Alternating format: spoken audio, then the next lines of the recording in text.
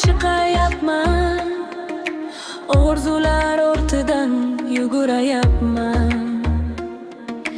Har bir darsim yuragimda qoladi, xotiralar hech qachon yo'qolmaydi. Ustozlar so'zi qulog'imda jaranglar, har bir lahza meni oldinga chorlar.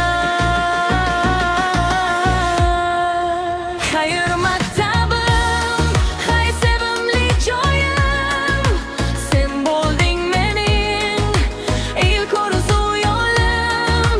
Xayr maktabim, yuragimda qolasan, doim yodimda sen yashayverasan. Xayr maktabim, hay sevimli joyim, sen bo'lding mening ilk orzu yo'lim.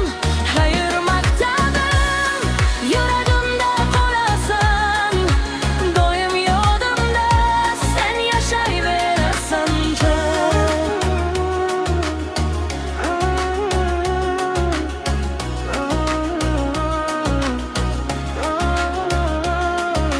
Do'stlar bilan kulib o'tgan kunlarim, endi esa eslab yuraman ularni. Hayot endi meni chaqirar oldinga, lekin qalbim qoladi shu maskanda. Ustozlar so'zi qulog'imda jaranglar, har bir lahza meni oldinga chorlar.